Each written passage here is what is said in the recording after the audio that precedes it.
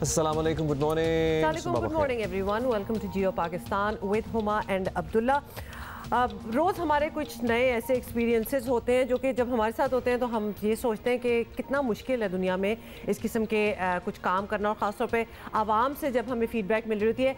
Just एक example आपको दें, आपने अपने बच्चे को अगर स्कूल में एडमिशन करानी है, जो कि कल ही अब्दुल्ला के साथ हुआ। हाँ, मुख्तलिफ स्कूल्स में मैंने चक्कर मारा और मुख्तलिफ स्कूल्स विजिट करने की कोशिश की, लेकिन फॉर्चुनेटली अनफॉर्चुनेटली किसी भी स्कूल ने मुझे अपनी प्रेमिसेस के अंदर तक दाखिल नहीं होने दिया। I am telling you because I don't know. एक की मंतक ये थी कि आप अपॉइंटमेंट लेके नहीं आए। मैंने कहा मैं अब आ गया हूँ, यहाँ खड़ा हुआ हूँ, आपका एक अदद स्कूल है, अगर एक पेरेंट अंदर है तो दूसरा भी तो अंदर जाके दूसरी क्लासरूम देख लेगा। लेकिन नहीं, कोविड SOP कर लें। वैसे भी अब कोविड सर्फेसिस से तो सच नहीं फैलता है। मास्क अगर सबने पहना हो तो it becomes almost a safe area for everybody. दूसरे ने भी मुझे बस गेट से ही बात करके टरखा दिया। The only thing which bothered me was the attitude जो ये प्राइवेट स्कूल वाले आप पेरेंट्स के साथ बरतते हैं। अब्दुल्ला, क्या उनको ये पता था कि आप टीवी में? नहीं, मेरा नहीं ख्याल उन्हें पता था, because I did not want to tell them कि मैं कौन हूं और कौन नहीं हूं। Why do I have to tell them? हो सकता है स्कूल्स कुछ कोविड SOPs ना फॉलो कर रहे हो और इसलिए वो ना चाहते हो कि आप अंदर आए। अंदर फिजिकल स्कूल्स तो ऑन ही नहीं थे। अभी हम बिल्कुल प्री नर्सरी टाइप बच्चों की बात कर रहे हैं।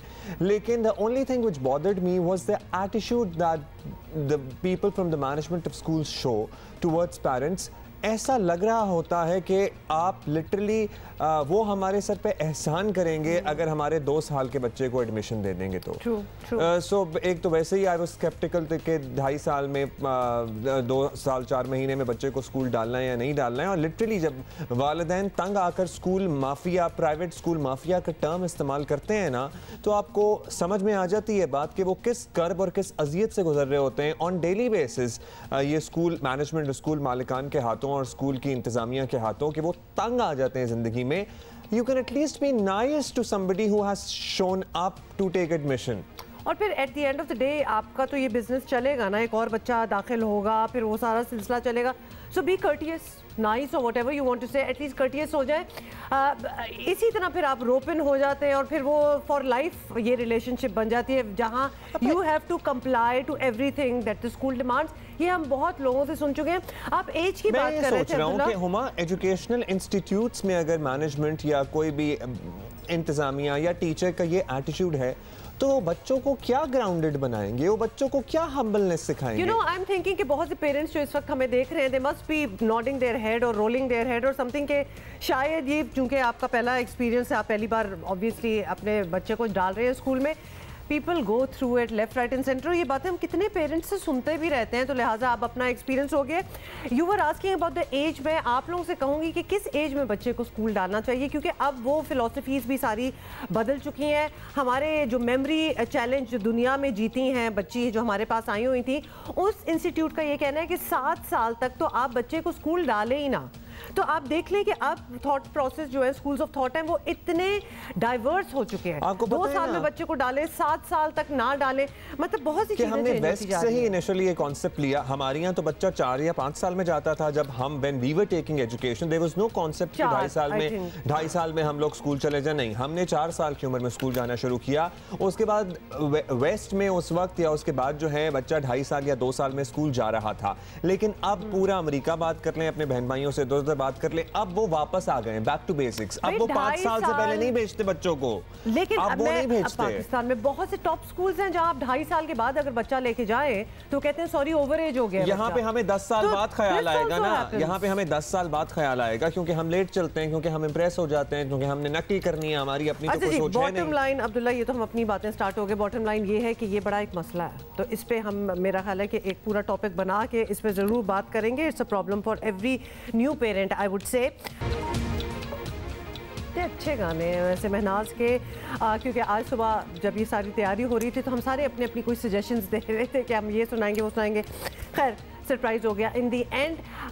मुफ्ती कवी की क्या वीडियो है जो ये एक बड़ी वायरल हुई है, उस पर जल्दी से बात कर लें या आगे? हाँ, मेरा ख्याल है उसे सिस्टम से निकाल देते हैं। टू बी ऑनेस्ट, वो हर रोज कोई ना कोई नया तमाशा खड़ा कर ही देते हैं। वो अब एक टिकटॉक स्टार बन चुके हैं। मेरा ख्याल है कि और वो मैं पिछले हफ्ते उनकी कोई वीडियो देख रहा था जिसमें वो दावा कर रहे थे कि हरीम शाह, आप तो मेरी बेटी हैं, आप तो मेरी बेटियों के जैसी हैं, और आप तो मेरे घर पता नहीं मेरे बेटे के हैं, मेरे नवासे की शादी पे आई, समथिंग लाइक दैट। और ये मिल के करते हैं, ये सब लोग मुबैना तौर पर मिल के पब्लिसिटी स्टंट के तहत ये जो भी हरकतें हैं वो कर रहे हैं और वो चल रही हैं। तो मुफ्ती अब्दुल कवी किसी ना किसी तनाज़े की वजह से ऑब्वियसली खबरों में रहते हैं, और हाल ही में उनको थप्पड़ मारने की वीडियो जो है, उनको थप्पड़ मारने की, यानी किसी ने उनको थप्पड़ मारा, उसकी वीडियो जो है वो सोशल मीडिया पर वायरल हो गई है। और इससे पहले एक और वीडियो में हरीम शाह और मुफ्ती कवी को एक मेज़ पर खाना खाते भी देखा जा सकता है। अजीब वो गरीब किस्म की, फिर ये वॉक कर रहे हैं दोनों, मेकअप रूम में भी दोनों इकट्ठे देखे जा सकते हैं, जहां हरीम बड़ा टंग इन चीक कुछ कमेंट्स कर रही हैं उनको पॉइंट आउट करके। और ये इनकी एक वीडियो नहीं है, they are together in a lot of videos. ये वो एक टिकटॉक का आइटम बन गए हैं, आपको पता है ना, बहुत से लोग को जोड़ियां हैं ना टिकटॉक पे माशाल्लाह। बिल्कुल, तो ये एक जोड़ी बन गए हैं टिकटॉक पे, और it is may be working out for them. अच्छा, उन्होंने उसके बाद क्लैरिफिकेशन दी है। मुफ्ती साहब का ये कहना है कि हरीम शाह ने थप्पड़ नहीं मारा था, बल्कि हरीम शाह की एक और साथी थी जिन्होंने, माशाल्लाह। यू नो व्हाट, मेरा ख्याल है कि हमें इससे ज्यादा इनको तवज्जो देनी नहीं चाहिए। अच्छा चले, ऑफ हमें आगे बढ़ना चाहिए, क्योंकि ये तो रोज का मजाक है। कभी ये थप्पड़ खा रहे हैं, कभी ये टोपियां पहना रहे हैं, कभी ये कुछ कर रहे हैं। अच्छा, उन्होंने क्या कहा ये भी सुन ले। And we are only telling you because ये टॉप ट्रेंड था ट्विटर पे, जस्ट बाय द वे। मोहतरमा ने थप्पड़ नहीं मारा, मोहतरमा की एक शक्की है आयशा, वो दाखिल हुई 1 सेकंड में और इस तरह थप्पड़ मारा, और उसके बाद मैंने पीछे देखा तो हरीम शाह उसकी वीडियो बना रही थी। बहरहाल इस बारे में मैं यही कहता हूँ कि मैं इस मामले को अल्लाह के सपोर्ट करता हूँ, और वो यही कि मैं वीडियो हो जाएगी, वायरल हो जाएगी, इन बेचारे मजलूम लोगों के लिए कुछ 1.5-2 लाख रुपए के पैसे बन जाएंगे। और मैं ये समझता हूँ, मैं तो अल्लाह तबारक व तआला की तरफ इनके मामले को सपोर्ट कर रहा हूँ।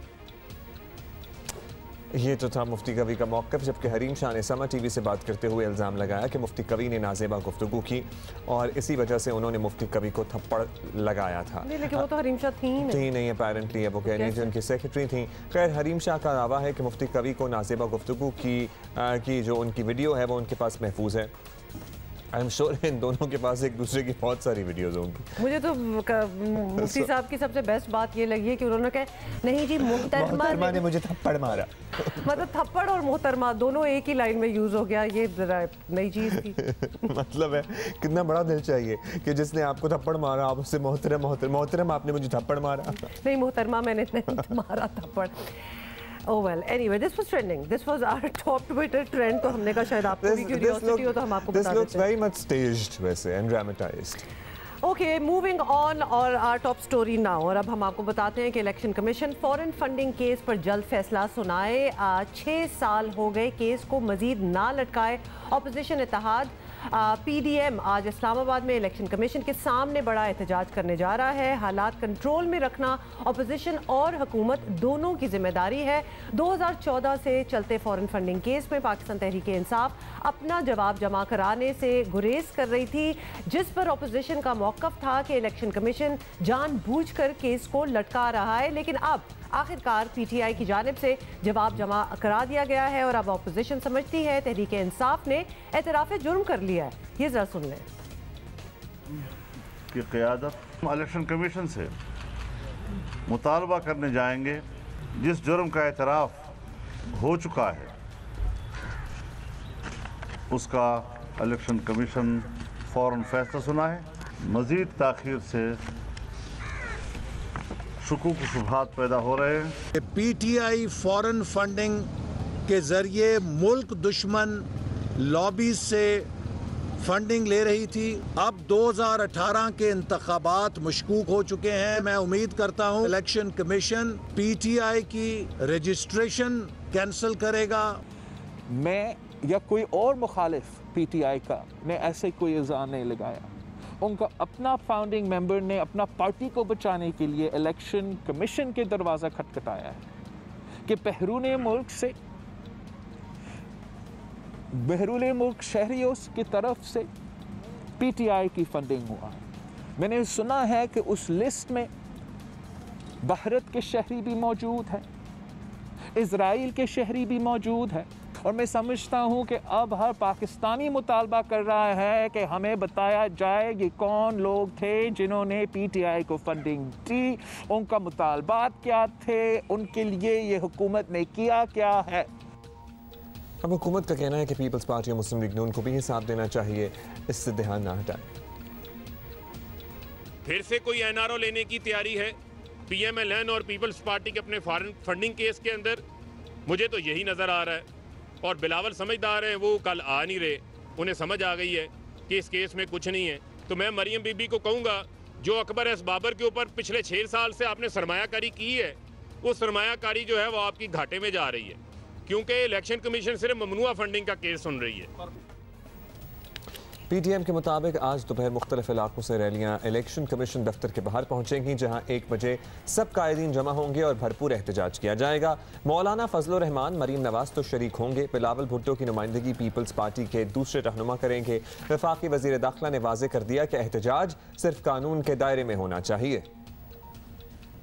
ये रेड जोन है, यहाँ आने की इजाजत नहीं है। कोई कंटेनर रास्ते में आपको नजर नहीं आएगा, लेकिन ये याद रहे, जहन नशीन रहे कि यहाँ सुप्रीम कोर्ट भी है, प्राइम मिनिस्टर हाउस भी है, यहाँ पार्लियामेंट भी है। मैं डराना नहीं चाहता कि रावलपिंडी और इस्लामाबाद हाई अलर्ट है 15 दिसंबर से, बड़े शौक से आए। कल हम वॉच करेंगे कि कोई बच्चा मदरसे का इस इज्तिजाज में शामिल ना हो। अगर किसी ने कानून को हाथ में लिया तो फिर कोई ये ना कहे कि कानून ने किस तरह उसको हाथ में लिया। ऐसा नहीं होगा कि election commission foreign funding case का फैसला आज के आज ही सुना डाले, लेकिन इस एहतजाज से लगता है कि PTM हुकूमत मुखालिफ तहरीक का मोमेंटम जो है वो बरकरार रखना चाहती है। और उसके लिए ज़ाहिर है, चले एक नया टॉपिक मिला है। हमारे कॉरेस्पॉन्डेंट वकार सत्ती हमारे साथ मौजूद हैं, उनसे ज़रा जानते हैं। यहाँ तो इस्लामाबाद में तो तैयारी पूरी है जी, एहतजाज से निपटने की बड़ी फोर्स शोर्स मौजूद है। वकार बताइएगा, क्या प्लान है PTM रहनुमाओं का और कायदीन का? कब एहतजाज करेंगे, कब पहुँचना शुरू होंगे? क्या कोई एक्टिविटी आपको नज़र आ रही है? बहुत शुक्रिया अब्दुल्ला। जो PTM की क़यादत है उसने जो लोगों को यहाँ आने का टाइम 11 बजे का तकरीबन दिया है, जिसमें रावलपिंडी और इस्लामाबाद के दोनों अजला के कुर्बो जवार के जो लोग हैं मुख्तलिफ सियासी जमातों से जिनका ताल्लुक है वो यहाँ पर आएंगे। अलबत्ता जो PTM की क़यादत है वो 1 बजे कश्मीर चौक में असम्बल होगी और वहाँ पर एक ही कंटेनर के ऊपर, मूविंग जो कंटेनर है उसके ऊपर होकर यहाँ पर वो आएंगे। मैं इस वक्त इलेक्शन कमीशन ऑफ पाकिस्तान के बाहर मौजूद हूँ, जिसको पंजाब रेंजर्स ने मुकम्मल तौर के ऊपर वो घेर रखा है और जो उसका दाखिली वो रास्ता है वो मुकम्मल तौर पर वो बंद या सील कर दिया गया है। आप मेरे अकब में भी देख सकते हैं, इस्लामाबाद पुलिस के लोग भी मौजूद हैं, पंजाब रेंजर्स के लोग भी मौजूद हैं। शाराए दस्तूर के ऊपर जो प्राइवेट गाड़ियां हैं उनको भी यहाँ पे वो खड़ा नहीं होने दिया जा रहा और मुकम्मल तौर के ऊपर जो पुलिस और रेंजर्स हैं उनके हवाले वो सिक्योरिटी वो की गई है। तो की जा रही है कि तकरीबन 11 और 12 के दरमियान जो आम वो जो सियासी वर्कर्स हैं उन्होंने यहाँ पर आना है और जो ये पीक होगी इसकी वो 3 से 4 बजे तक ये तवक्को की जा रही है। यहाँ पर ये बताना भी ज़रूरी है कि PTM की जो क़यादत है वो इलेक्शन कमीशन को तहरीरी तौर के ऊपर एक वो लेटर भी देने जा रही है और तहरीरी मुतालबा करेगी कि ये जो फॉरेन फंडिंग केस है इसकी समाअत वो जल्द अज जल्द वो की जाए और इसका जो फैसला है वो जल्द अज जल्द वो सुनाया जाए। जी अब्दुल्ला।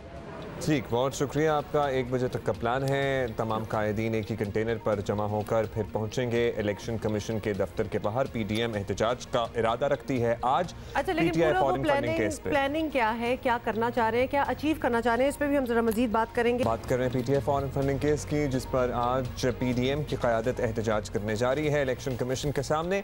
सबसे पहले पाकिस्तान तहरीक इंसाफ का ही मौक़िफ़ ले लेते हैं। रहनुमा तहरीक इंसाफ फ़ारूक हबीब साहब हमारे साथ मौजूद हैं। शुक्रिया फ़ारूक साहब, आपने वक्त दिया। फ़ारूक साहब, सबसे पहले तो ये हमें समझा दें कि इलेक्शन कमीशन में केस 6 साल से चल रहा है, लेकिन तहरीक इंसाफ ने जवाब अब जमा कराया ऑलमोस्ट, तो क्या वजह रही आपकी इस ताख़ीर की? कुछ छुपाने को था? अगर नहीं था तो पहले ही बता देते। देखें, एक हिकमत अमली आपकी हमेशा कानूनी माहिरीन की होती है। जब भी कोई केस होता है, मैं आपको एक केस का हवाला दे देता हूँ। पनामा केस जब मियां नवाज शरीफ साहब का सुप्रीम कोर्ट के अंदर था तो 4 वकील उन्होंने बदले थे। अकरम शेख साहब आ गए, सलमान भट्ट साहब आ गए, मखदूम अली साहब आ गए, ख्वाजा हारिस आ गए।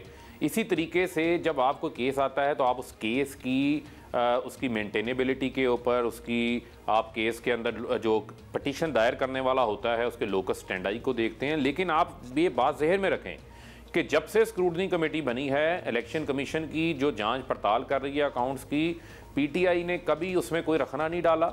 हमने अपना तमाम तर रिकॉर्ड दिया और मैं आपको ये बात ऑन रिकॉर्ड बताना चाहता हूँ, ये पाकिस्तान की वाहिद सियासी जमात है जो बाकायदा तौर के ऊपर जिसके एक कैटेगरी के चार्टर्ड अकाउंटेंट्स हैं, बाकायदा हमारा एक फाइनेंशियल सिस्टम है, हम आने वाली आमदन का भी रिकॉर्ड रखते हैं, अखराजात का भी रिकॉर्ड रखते हैं और उनके ज़रायों का भी रिकॉर्ड रखते हैं। यहाँ बताना ज़रूरी है कि हमने 40,000 लोगों का रिकॉर्ड दिया, उनके नाम दिए, CNIC दिए और बताया ये पैसे कहाँ से आए हैं, हमने ज़राए बताए हैं, हमने इनकी तरह जो है वो कोई कतरी खातर नहीं लेकर आए।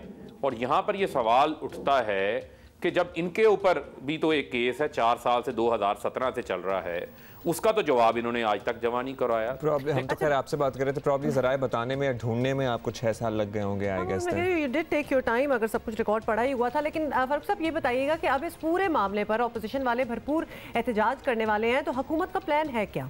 क्या एहतजाज की मुकम्मल छूट दी जाएगी या तहरीक इंसाफ अपने कारकुनों को भी ले आएगी, क्या सोचा है?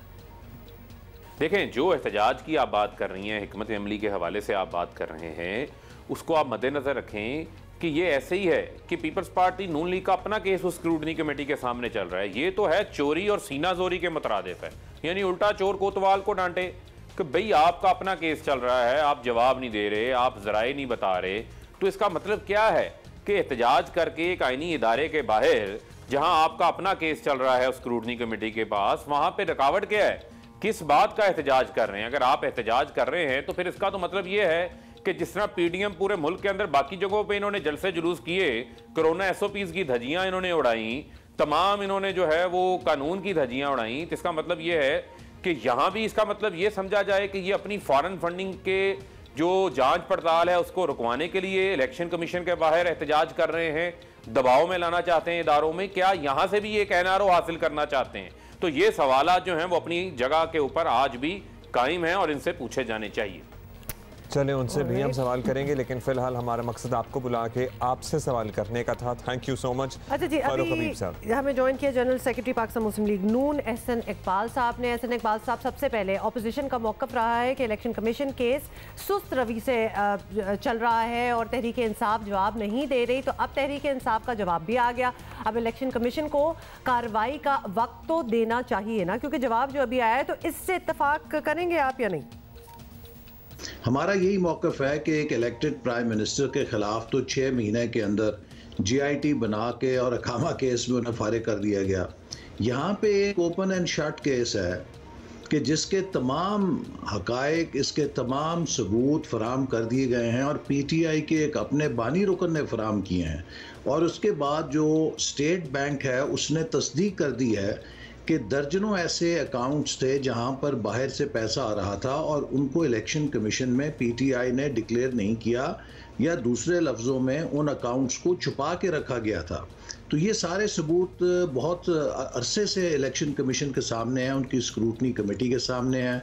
तो हम चाहते हैं कि इसका फौरी तौर पे फैसला हो ताकि दूध का दूध पानी का पानी हो। और इसमें ये इतलात और भी ज़्यादा गहरी तशवीश का बायस हैं कि PTI की फंडिंग में कुछ ऐसी लॉबीज़ ने भी फंडिंग की है कि जिनका ताल्लुक इजराइल के लॉबी से है या भारत से है। अच्छा एहसन साहब, अब ये फरमा दीजिएगा कि अपोजिशन का एहतजाज का हम आपसे जानना चाहते हैं, इरादा तो है, लेकिन आगे का वाज़ेह प्लान क्या है? क्या ये सिर्फ एक दिन का शो है जो आज है अपेरेंटली, या आप लोगों ने सोचा है जब तक फैसला नहीं आता आप लोग एहतजाज से नहीं हटेंगे, या धरने वगैरह देने का कोई इरादा है? क्या सोचा है?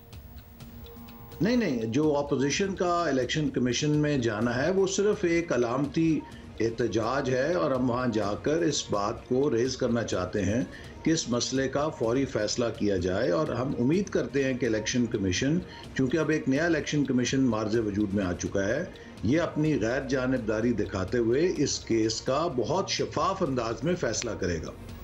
अच्छा, एक और चीज़ फाइनली एहसन इकबाल साहब आपसे पूछ लें, आप हमारे साथ हैं, इस केस के साथ ही मुस्लिम लीग नून और पीपल्स पार्टी की फंडिंग का मामला भी मुंसलिक नज़र आ रहा है। तो अगर तहरीक इंसाफ के खिलाफ कार्रवाई होती है और पीपल्स पार्टी और मुस्लिम लीग नून के खिलाफ भी, तो ये सब आपको कबूल होगा कि उनकी भी कार्रवाई कर लो, हमारी भी? PTI ने बैरून ज़राए से फंडिंग भी ली है और उसको हुंडी के ज़रिए, गैर कानूनी ज़राए के ज़रिए, जो इलीगल तरीके हैं उनसे पाकिस्तान में ला के मसरफ़ किया और फिर उनकी मिस डेक्लेरेशन की है।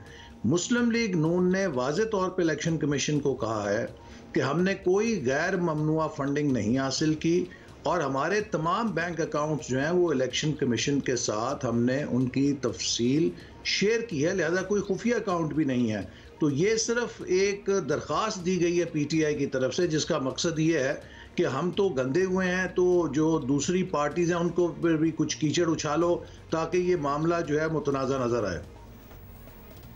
Thank you ji. ऑलराइट, बहुत बहुत शुक्रिया हमसे बात करने का। एहसन इकबाल साहब हमसे बात कर रहे थे, तो लिहाजा आज जो भी होगा वो तो आपके सामने ही होगा and then we will see of course Geo News will keep you posted. फिलहाल उनका कहना है कि ये अलामती एहतजाज है जो आज करने जा रहे हैं इलेक्शन कमीशन के सामने। इसको लाइक लॉन्ग ड्रॉन नहीं होगा, मेरा ख्याल है प्रीटी मच उन्होंने क्लियर कर ही दिया है। आजकल ना मुझे बड़ा तप चढ़ी कुछ लोगों पे, तब इसलिए चढ़ी है क्योंकि जो लोग धड़ाधड़ वैक्सीन लगवाए जा रहे हैं ना, उन्हें देख के थोड़ा सा गुस्सा चढ़ रहा है। नहीं, actually I am okay, I want कि आधी दुनिया लगा ले and then I want to see कि मैंने लगवानी है कि नहीं, बिकॉज हमें काफी कुछ, क्योंकि कल मैं एक्सपीरियंस जो देख रहा हूँ ना, कल एक UAE की रेजिडेंट है हमारी दोस्त, उन्होंने बताया हुआ था कि टोटल उनका ये वैक्सीन लगवाने का प्रोसेस 15 मिनट्स में शुरू होके ख़त्म हो गया। It took her 15 minutes to reach there. उन्होंने उनका BP चेक किया, वैक्सीन लगी और 15 मिनट के अंदर अंदर वो उस विसिनिटी से बाहर थी। Not just that, you can also choose the vaccine you want. आपको पता ना 2-3 कंपनी अब तो बहुत सी बना रही हैं, तो वहाँ सब अवेलेबल है, आप पिक कर सकते हैं कि आपको कौन सी चाहिए। हैविंग सेड दैट, जी पाकिस्तान में क्या हो रहा है, पाकिस्तान में तो अभी कोई आसार नहीं है। UK में I was reading up yesterday almost 4 million लोगों को, 40 लाख लोगों को वैक्सीन लग गई है। पहले उन्होंने सेकंड शॉट का टाइम दिया हुआ था 28 डेज, लेकिन अब वो सेकंड शॉट लगा रहे हैं 3 महीने बाद, ताकि जो मैक्सिमम लोग हैं वो पहले शॉट से कवर हो जाएं। एब्सोल्युटली, लेकिन अगर आप इंतजार में बैठे हैं कि पाकिस्तान में ये सब कुछ क्या होने वाला है, तो वी डोंट नो, क्योंकि पाकिस्तान में फौरी तौर पर वैक्सीन लगने के कोई आसार हमें नज़र नहीं आ रहे। और हुकूमत क्या कर रही है, यही तो हमने पूछना है उसके बारे में भी, क्योंकि हमें समझ नहीं आ रही। कल भी हमने ये बात की थी और हमने ये पूछा भी था, कोरोना वैक्सीन के लिए दुनिया के कई मुल्कों में तेज़ी से काम हो रहा है, पैसे खर्च किए जा रहे हैं, आवाम को मुफ्त वैक्सीन लगवाई जा रही है, इंतज़ाम किया जा रहा है। पाकिस्तान में भी हुकूमत ने यही वादे किए थे, इफ़ यू रिकॉल, हमने अपने शो पे बात की हुई है, लेकिन वैक्सीन आकर नहीं दे रही, तो आगे क्या हम अब उम्मीद रखें। वज़ीर सेहत पंजाब ने कल फिर ये वादा भी दोहराया था, एक दफ़ा सुन लें। कि अभी वैक्सीन पाकिस्तान में नहीं आई, रजिस्ट्रेशन शुरू हो गई है वैक्सीन की और किसी ने नहीं लगवाई। 2385 आइसलैंड रेफ्रिजरेटर्स 36 ज़िलों के अंदर मौजूद हैं। हर जगह कोल्ड रूम वैक्सीन के लिए तैयार कर दिया गया है। 637 स्टाफ मेंबर पंजाब के अंदर बाकायदा इस वैक्सीन को देने के लिए उनकी ट्रेनिंग हो चुकी है। बिस्मिल्लाह होगी वो फ्रंट लाइन हेल्थ वर्कर्स के साथ होगी। ड्रैप और एस्ट्राजेनेका और चीन की वैक्सीन के हवाले से मंजूरी दे दी गई है, लेकिन वक्त गुजरने के साथ साथ आवाम में बेचैनी बढ़ रही है। मज़ीद ताख़ीर होने पर तशवीश और बढ़ेगी। लेट्स सी क्या होता है, क्योंकि अभी तक हमारे पास कोई we don't have a date कि जनाब इस महीने के आखिर में, जैसे आपको मैंने बताया था ना UAE और कतर वगैरह में उन्होंने पिछले साल के आखिर में ये प्रोसेस शुरू कर दिया था और उन्होंने नवंबर में बता दिया था अपने लोगों को जो रेजिडेंट्स हैं वहाँ के कि जनाब हम by the end of December आपको शॉट्स देना शुरू कर देंगे वैक्सीन के। अच्छा जी, हमें एक दफ़ा फिर ज्वाइन किया पार्लिमानी सेक्रेटरी बराए national health services doctor Nausheen Hamid sahiba ने। डॉक्टर नौशीन हामिद साहिबा, आपसे हम पिछले कुछ महीनों में ही बहुत बार बात भी कर चुके हैं और एक दफ़ा हमने आपसे बात की थी जब आपने हमें खुद बताया था कि ये आ जाएगी वैक्सीन और मुफ्त लगाई जाएगी, तो we have your words on that as well. I guess तब तक सही फैसले हुए नहीं थे, तो दुनिया के कई ममालिक में कोरोना वैक्सीन लगाई जा रही है, यही हम बात कर रहे हैं। पाकिस्तान में अब तक ऑब्वियसली कोई इसके आसार नज़र नहीं आ रहे हमें। कब तक वैक्सीन पहुँचेगी, if you have a date? जी देखें, इस वक्त पाकिस्तान गवर्नमेंट जो है वो वैक्सीन को मल्टीपल चैनल से मुल्क में लाने की कोशिश कर रही है और बहुत हद तक जो नेगोशिएशंस और इंतज़ामात हैं वो फाइनल हो चुके हुए हैं। इस वक्त 3 वैक्सीन्स जो हैं उनकी बातचीत जो है वो फाइनल मराइल में है।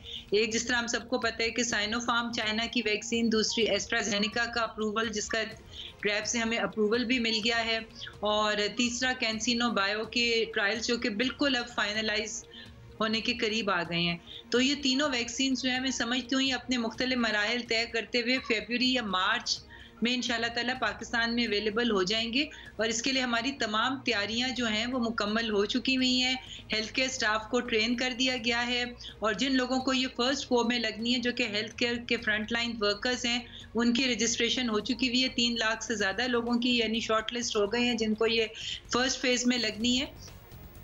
अच्छा चलें, कुछ काम तो नौशीन साहब, पहले हुकूमत की जानिब से क्या बाय द वे फाइजर का इसमें जिक्र नहीं है, अब पूरी दुनिया में वो भी बहुत बड़ी तादाद में इस्तेमाल हो रही है, जो स्टोर करना मुश्किल है, जो बहुत अब लेट्स सी क्या होता है। पहले ये कहा गया था हुकूमत की जानिब से कि आवाम को वैक्सीन मुफ्त मिलेगी, जैसे कि दुनिया के दीगर ममालिक में हो रहा है।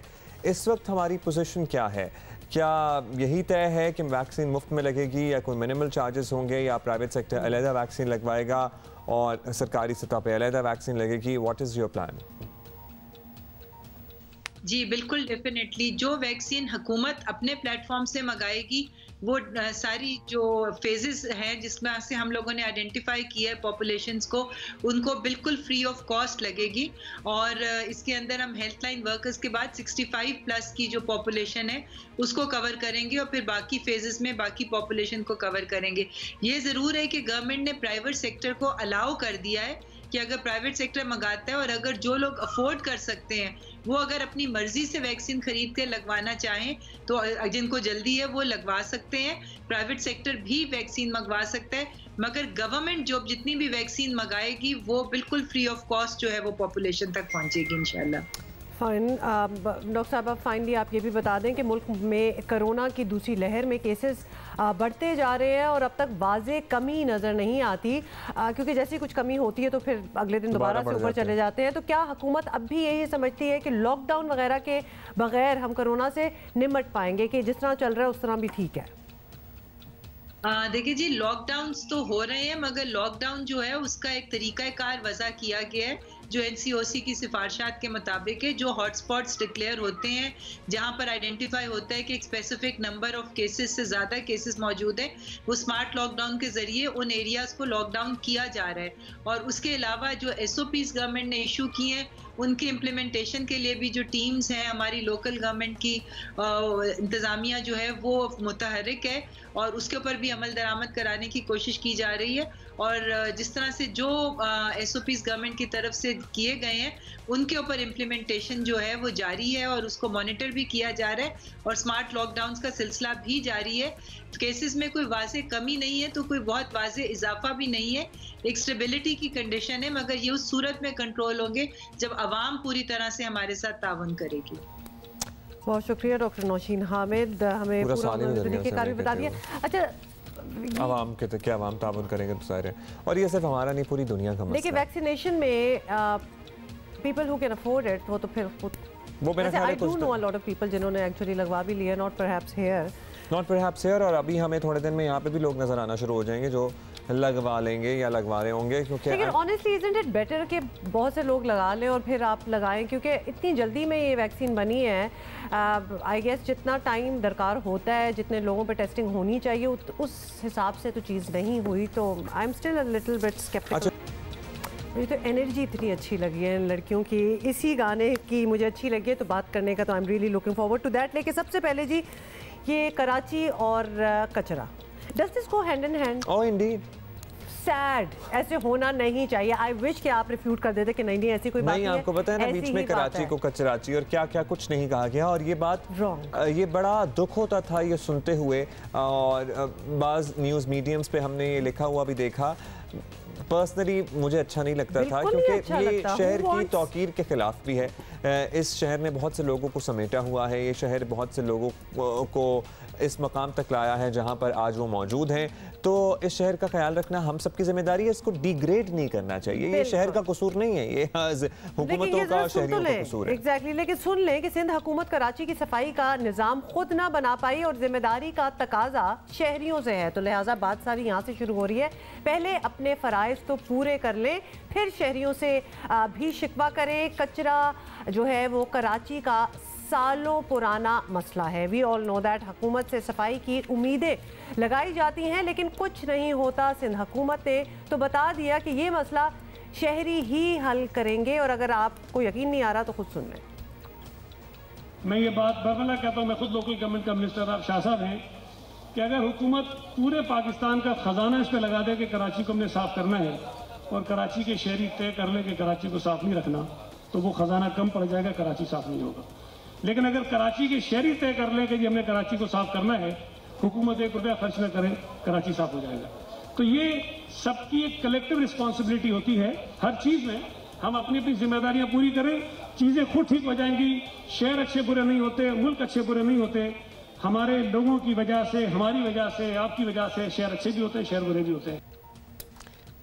तो एक इंसानी फितरत भी है जो ऑलरेडी पहले इतना गंद पड़ा हो ना किसी जगह पे, तो वहाँ पे आपको कचरा डालते हुए दुख भी नहीं होता। हाँ। एक सड़क, एक जगह बिल्कुल साफ हो, वहाँ पे एक आप टिश्यू पेपर भी फेंकते हैं ना तो आपको दुख होता है। और ये माशाल्लाह जो हाल है वहाँ पे लोगों ने क्या ख्याल करना, आप एक दफ़ा इसको साफ तो करते हैं, उसके बाद शहरियों से तकाजा भी करें। हनी साहब, ये बात ठीक है कि शहर को साफ रखना है तो जाहिर है हमें ताउन करना होगा बहैसियत सिटीजन्स, लेकिन इसके लिए कोई सिस्टम भी होना चाहिए। सिंध हुकूमत के लिए एक मिसाल लाहौर की रखी जा सकती है, जहाँ हुकूमत ने कचरा उठाने का एक मौसर सिस्टम बनाया, तो पहले शहरियों ने भी ताउन किया, फिर वो भी अपनी डिप्यूटेड जगह पर कचरा फेंकते थे, क्योंकि उन्हें पता था कि उनका शहर साफ हो रहा है, उनकी गली, उनका मोहल्ला साफ होगा अगर वो यहाँ पे जाके कचरा डंप करेंगे जहाँ से किसी ने उठा के ले जाना है। अगर वो हर जगह कचरा फैलाएंगे तो जाहिर है खुद ही इस गंद से निपटेंगे। लाहौर मुल्क का साफ सुथरा शहर कहलाने लगा, जो आज जाहिर है लाहौर में कचरे का मसला दोबारा पैदा हुआ है। तो इसमें से एक बात सामने आ गई है कि अगर इंतजामी मामलात ख़राब हो जाए ना तो फिर शहरियों के लिए भी सफाई सुथराई रखना मुमकिन नहीं होगा। ये experiment was very successful in Lahore. वो करके देख लिया कि जी कौन गंद मचा रहा है, या तो हुकूमत ने सहूलतें नहीं दी हुई सफाई की, या फिर शहरी जो है दे डोंट केयर। लेकिन जैसी सहूलतें आई तो शहरी भी उठ पड़े, उन्होंने भी सफाइयाँ रखी। तो this experiment works there. Sindh हुकूमत से गुजारिश है कि पहले कचरा उठाने का एक सिस्टम बनाएं और फिर अगर शहरी अमल नहीं करते तो शिकायत भी बनती है, उससे पहले बिल्कुल नहीं। इसी पे हम बात भी करेंगे। कराची के मसाइल के हल के बहुत दावेदार हैं और उन्हीं में से एक है जमात इस्लामी, जो आजकल शहर में एक खुसूसी मुहिम भी चला रही है। रहनुमा जमात इस्लामी हाफिज़ नईमुर रहमान ने हमें ज्वाइन किया। हाफिज़ साहब, सबसे पहले कराची का कचरा एक ऐसा मसला है जिसका सालों से कोई हल नज़र नहीं आता। हम वैसे सजेस्ट कर सकते हैं बहुत से, लेकिन करने वाला कोई नहीं है। तो सिंध हुकूमत समझती है कि अवाम को ताउन करना चाहिए, लेकिन क्या सिंध हुकूमत ने वो सब किया जो एक हुकूमत को पहले करना चाहिए और फिर अवाम फॉलो करती है उसको? होता यह है कि अपनी जिम्मेदारी अदा करने के बजाय सिर्फ आवाम को नसीहतें करेंगे तो फिर आवाम भी क्या अपनी रिस्पॉन्सिबिलिटी अदा करेंगे। बहुत अच्छी बात है कि हाँ, आवाम को कचरा जो है वो नहीं करना चाहिए, अपने घर के बाहर रखना चाहिए, लेकिन घर से बाहर कचरा उठाने का कोई निज़ाम एग्जिस्ट करता है इस पूरे शहर के अंदर? चलें, घर से बाहर से उठ जाता है, फिर उसके बाद चौकों और चौराहों पर जो कचरा खुद हुकूमती सरपरस्ती के अंदर डाला जाता है उसका कोई इंतज़ाम मौजूद है? हज़ारों टन के हिसाब से कचरा जो है वो जगह जगह पड़ा हुआ है, नालों के अंदर गिर रहा है और इसके नतीजे में एक बदतरीन सूरत हाल से इस वक्त जो है वो शहर दो चार है। 100% रिस्पॉन्सिबिलिटी इस वक्त पीपल्स पार्टी की है। हाँ, जब बल्दिया मौजूद थी तो उस वक्त DMCs की जिम्मेदारी थी, और कचरा उठाने का मामला ऐसा है कि जिन DMCs ने मुआहिदा नहीं किया था बाहर की कंपनियों से, वो पूरी उसकी जिम्मेदारी थी। अब डिस्ट्रिक्ट सेंट्रल है, उसमें हज़ारों का अमला मौजूद है और हज़ारों के अमले का ये काम था कि वो कचरा उठाता, लेकिन नहीं उठाता। इस वक्त भी बल्दियाती इदारों के अंदर कम अज कम जो है वो 15-20 हज़ार लोग तो मौजूद हैं ना कि जो कचरा उठाने के रिस्पॉन्सिबल हैं। हज़ारों की तादाद में गाड़ियां मौजूद हैं, डीजल की पर्चियां जारी होती हैं, कचरा नहीं उठता है। तो कराची को तो इन्होंने कचरा कुंडी समझ लिया है। कराची से सिर्फ सिंध हुकूमत को टैक्स लेना है, कराची से सिर्फ माल बटोरना है, वरना ऑनरशिप कराची की लेने के लिए तैयार नहीं है। अवाम को नसीहतें फरमा रहे हैं जैसे बहुत बड़े दानिश्वर हैं। भाई, आप काम कीजिए और हम जो कुछ आपका पूरा सूबे का निज़ाम चलाते हैं तो आप कम अज़ कम हमारा कचरा तो उठा लीजिए। नईम साहब, आपकी नज़र में फौरी तौर पर कराची में कचरा साफ करने के लिए क्या हो सकता है? वैसे ये सवाल हम सालों से पूछ रहे हैं लोगों से, कितना वक्त लगेगा शहर की मुकम्मल एक दफ़ा सफाई हो जाए, इसका मुस्तकिल निज़ाम भी बन जाए? इस पर निज़ाम तो पहले बना हुआ था जब नेमतुल्लाह खान साहब थे और जमात इस्लामी के टाउन नाजमीन थे और यूसी नाजमीन थे। वो सुबह ही सुबह अपनी जिम्मेदारियां अदा करते थे और जो उनके जिम्मे नहीं था वो काम भी करते थे। वो जो अमला होता था उसकी हाजिरी लेते थे, उनकी यकीनी बनाते थे कि वो जितना अमला है वो अपने जगह पर झाड़ू दे रहा है कि नहीं दे रहा, सफाई कर रहा है कि नहीं कर रहा, कचरा चुन रहा है कि नहीं चुन रहा, गाड़ियों में की रिपेयर का काम मुकम्मल करते थे। फिर जो डीजल की पर्चियों में फ्रॉड होता था अपनी आंखों के सामने इस काम को करवाते थे। आपसे आप चंद महीनों के अंदर निज़ाम ठीक हो गया था। फिर जो है वो बाद में वही निज़ाम दोबारा तलपट हो गया। तो अब भी अगर करप्शन ख़त्म हो जाए और लूटमार ख़त्म हो जाए और कराची को जो है वो सिंध हुकूमत ये समझे कि कराची भी सूबे का हिस्सा है, तो मैं नहीं समझता कि 2 महीने के अंदर अंदर ये मसला हल नहीं हो सकता। अच्छा, एक और इसमें बात है कि तमाम मसाइल का हल निकालने के लिए इब्तिदा तो यही यहाँ से होती है कि किसी शहर की आबादी क्या है। जमात इस्लामी तो मरदमशुमारी के आदादोशुमार मानती नहीं, बड़ी मुहिम चला रही है इसके ख़िलाफ़, लेकिन इस मामले में आपके हम ख्याल MQM तो फ़िलहाल ठंडी बढ़ती नज़र आ रही है, और फिर वफाकी हुकूमत पर प्रेशर कहाँ से डाला जा सकता है, ये आप लोग ज़रा बताएं। पहली बात तो यह है कि वफाकी हुकूमत में जो पाकिस्तान तहरीक इंसाफ है, इमरान खान समेत 14 कौमी असम्बली की सीटें उन्होंने कराची से जीती हुई हैं। तो जिस शहर से 21 में से 14 कौमी की और 20-21 सीटें सूबाई असम्बली की आपने जीती हैं, आप उसकी आबादी खा रहे हैं, खुद बैठ कर खा रहे हैं, कोई और नहीं कर रहा ये काम। इमरान खान ने, उनकी काबीना ने और MQM की शराकत के साथ ये काम किया है, और एक मरतबा फिर MQM ने वजारत के ऊपर कराची को बेचा है। सेनेट के इंतखाब के मौके पर पिछली दफा भी बेचा था, इस दफा भी बेचा है। हमेशा अपने मफादात के खातिर कराची का सौदा करते हैं ये लोग, और MQM के जितने ऑफशूट्स हैं वो सिर्फ जुबानी कलामी बात करते हैं, लेकिन असल में जिन लोगों ने कराची की आबादी को खाया है और उसके ऊपर फिर फैसले भी कर दिए हैं, तो इस पर जमात इस्लामी तो तहरीक चला रही है, तहरीक चलाएगी, कोर्ट में भी जा रहे हैं, सड़कों पे भी मौजूद हैं, धरने भी देंगे, घेराव करेंगे इन सब लोगों का कि जो कराची को गिनने के लिए तैयार नहीं है। बहुत शुक्रिया जी आपका, हाफिज़ नईम साहब हमारे साथ मौजूद थे। और जहाँ शहरियों की जिम्मेदारी है, वहीं हम दोबारा पीपल्स पार्टी से हाथ जोड़ के गुजारिश करते हैं कि सबसे पहले एक मरबूत निज़ाम लेकर आएँ। लाहौर में there was a system which came into place, चाहे वो टर्किश कंपनी थी या Russian company, whatever it was, citizens were not concerned, उनका कचरा एक सिस्टम के तहत उठ रहा था। और अब वो नहीं हो रहा, तो वो भी देखिए इट कम्स बैक टू जहाँ से स्टार्ट हुआ था, तो लिहाजा वो सिस्टम अगर आप लगा देना तो लोग भी फॉलो करेंगे, क्यों नहीं फॉलो करेंगे भाई। एंड आई एम सॉरी, जब हम हाफिज़ साहब से बात कर रहे थे तो साथ साथ विजुअल्स आपने देखे थे कि वो ब्रिज के बीच में दुनिया के किसी कोने में ये गंद नहीं होता जो हम अपने हाथ देखते हैं, एक्सेप्ट करके बैठ चुके हैं। अच्छा, लाहौर की सफाई या कचरा जिसकी भी आप बात कर लें, लाहौर की सफाई के लिए हुकूमत की खुद को दी गई डेडलाइन आपको याद है ना, वो गुजरे भी अब 4 दिन हो चुके हैं, लेकिन कचरा जो है वो नहीं उठाया गया, साफ़ नहीं हो पा रहा। और इस वक्त लाहौर की क्या सूरत हाल है ये भी हम अपडेट लेना चाहते हैं, क्योंकि हम एग्जाम्पल लाहौर के देना स्टार्ट हो जाते हैं तो अभी देख लें कि लाहौर में क्या हो रहा है। नुमाइंदा जियो न्यूज़ नवीन अली हमें बता रही हैं। ओवर टू यू नवीन। शहरी लाहौर में गुज़िश्ता काफ़ी अरसे से सफाई सुथराई का जो निज़ाम था वो दरम बरम हो के ले गया था, लेकिन जियो न्यूज़ ने कदम बढ़ाया और इस मुहिम को उठाया और लोगों की आवाज़ जो है आला महकमों तक पहुंचाई, और उसके बाद जो है शहर के अंदर सफाई सुथराई का सिस्टम जो है वो बहाल हुआ, शहर साफ़ होने लगा, जगह जगह पर जो कचरा दिनों का पड़ा हुआ था उसको उठाया जाने लगा। और अभी सूरत हाल ये है कि सुबह सुबह जो है सफाइयाँ हो रही हैं, जगह जगह पर जो उनके मुकर्रर वक्त के ऊपर गाड़ियाँ आती हैं कूड़ा उठाने के लिए, वो गाड़ियाँ भी आ रही हैं, और जो रात भर जो लोग कूड़ा फेंक के जाते हैं वो उठाया जा रहा है। अभी सूरत हाल ये है कि अब वो एक मुकर्रर शेड्यूल के तहत जो है वो काम कर रही हैं, डेली जो है सफाई सुथराई का निज़ाम भी चल रहा है, कचरा भी उठाया जा रहा है, और साथ ही साथ शहरियों से भी ये अपील की जा रही है कि वो अदारों के साथ जो है ताउन करें और जगह जगह पर कचरा फेंकने की बजाय जहाँ पर डस्टबिन लगाई गई है वहाँ पर लाकर कूड़ा फेंकें, ताकि जो है सफाई सुथराई का भी जो निज़ाम है वो भी बहाल रहे, और जो कचरा उठाने का सिस्टम है और जो इदारे हैं उनको भी मज़ीद परेशानी का सामना ना करना पड़े। जी अभी मैं आपको देख भी रही हूँ नवीन, और आप जिस जगह खड़ी थी वो भी बड़ी मुझे ख़तरनाक किस्म की लग रही थी। अच्छा, एक दो सजेशंस आ रही थी लाहौर के कचरे के हवाले से कि पुराने ज़माने में, खैर नॉट वेरी पुराना, लेकिन इसको ईंधन के तौर पे भी यूज़ कर लिया जाता था, लॉट ऑफ कचरा, लेकिन हमारे यहाँ तो वो भी डिविजन्स नहीं है, ख़ासतौर पे गोबर वगैरह जहाँ फेंका होता है ना। एंड आपको पता है कि अगर आउटस्कर्ट्स ऑफ लाहौर में जाएँ वहाँ से भी कचरा नहीं उठाया जा रहा है, वहाँ बड़े फार्म्स हैं, तो I found out through some people कि वहाँ अंबार लगे हुए हैं और उसका ईंधन ही बना लें। अब आप मतलब और क्या कर सकते हैं, तो यू हैव कचरे से तो दुनिया में इलेक्ट्रिसिटी तक प्रोड्यूस होती है बहुत कुछ, लेकिन हमारे यहाँ कौन सा वो रिसाइकलिंग प्लांट्स लगे हुए हैं, अभी तो कचरा उठाया नहीं जा रहा। हम तो शीशा हो या पत्थर हो या कागज हो, प्लास्टिक हो, हम एक ही जगह डालते हैं।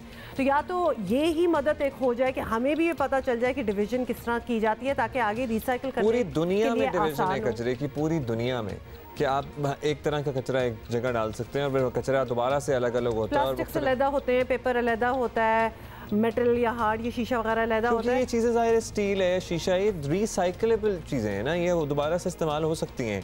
एनीहाउ जनाब, आपको बताएं कि माली साल के पहले 6 माह में वफाकी हुकूमत के तरक्याती बजट के सिर्फ 29% खर्च हुआ और हुकूमत के दावे खुद हुकूमत की अपनी तरजीहात से मेल नहीं खा रहे।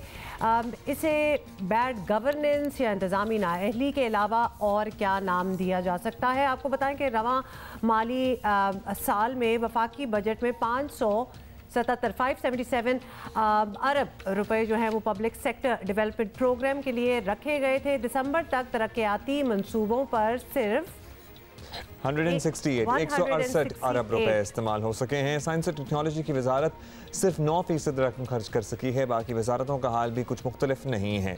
रहनुमा पाकिस्तान तहरीक इंसाफ सदाकत अली अब्बासी साहब से पूछ लेते हैं कि जहाँ दावे और बातें इतनी बड़ी बड़ी हों तो फिर जो बजट एलोकेटेड है वो क्यों नहीं इस्तेमाल किया जा रहा ऑन प्रोडक्टिव थिंग्स। अब्बासी साहब, वफाकी हुकूमत ने तरक्याती बजट का 30% भी खर्च नहीं किया, तो क्या आप लोगों के तरक्याती कामों में इतनी दिलचस्पी नहीं है या कुछ और वजूहत हैं इसकी?